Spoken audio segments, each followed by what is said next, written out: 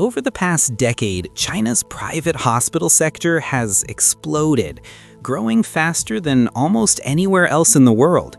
Private hospitals now outnumber public ones by more than 2 to 1. But behind this rapid expansion lies a deeper question. Is this growth improving healthcare or creating new strains and inequalities?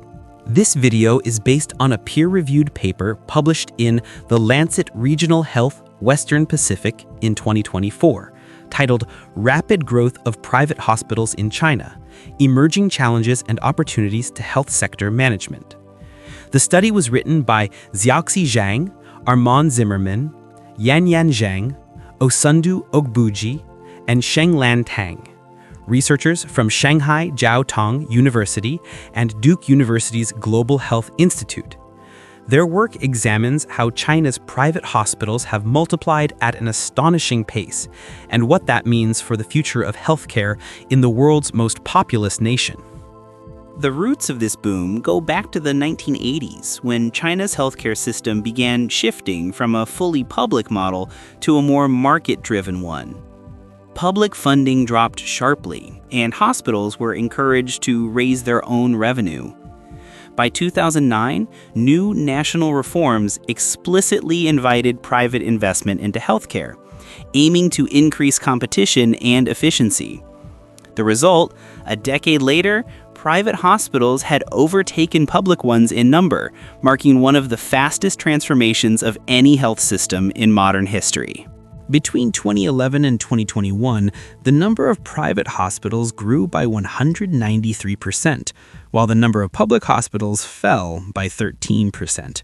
Yet public hospitals still dominate patient care, handling over 80% of visits and hospitalizations nationwide.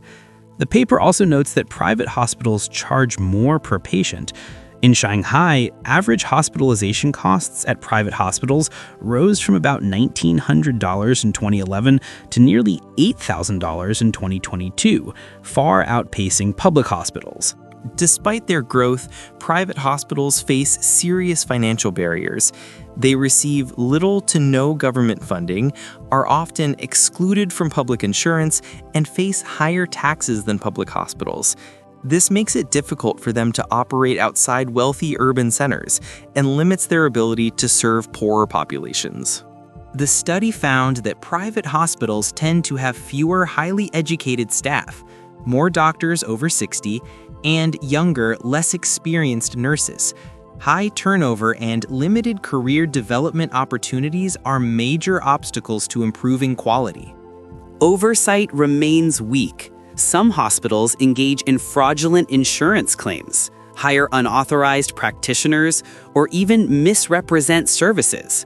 Regulations exist, but enforcement is inconsistent, leaving room for malpractice and corruption.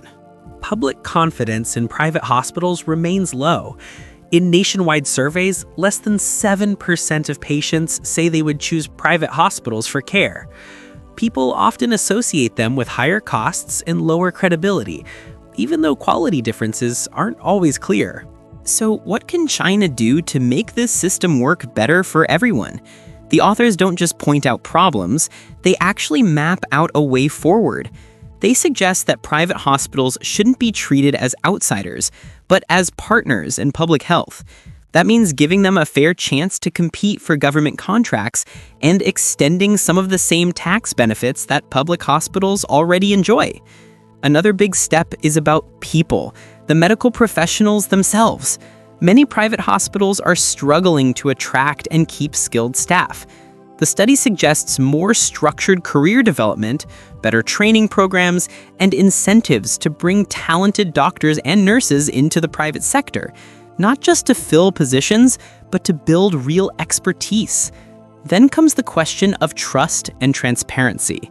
The authors emphasize clearer rules for how private hospitals enter and exit the system, plus stronger performance evaluations. This would help patients know which hospitals are reliable and help regulators keep the system accountable. And perhaps most importantly, they call for integrating private hospitals into China's public insurance system.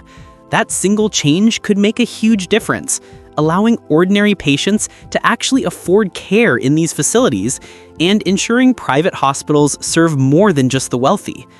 In short, the message is simple. Private hospitals are here to stay. The challenge now is to make sure they're part of a system that serves everyone, not just those who can pay more. Thanks for watching. China's healthcare system is under intense transformation, and the rise of private hospitals is one of its biggest experiments yet. The question now isn't whether private hospitals will keep growing. They already are. But whether that growth can be managed in a way that strengthens fairness, quality, and public trust. How does this compare with the healthcare system where you live? Do you think expanding private healthcare improves access, or does it make things more unequal? Share your thoughts in the comments below, and if you found this video insightful, please like, subscribe, and share. It helps support more stories like this one.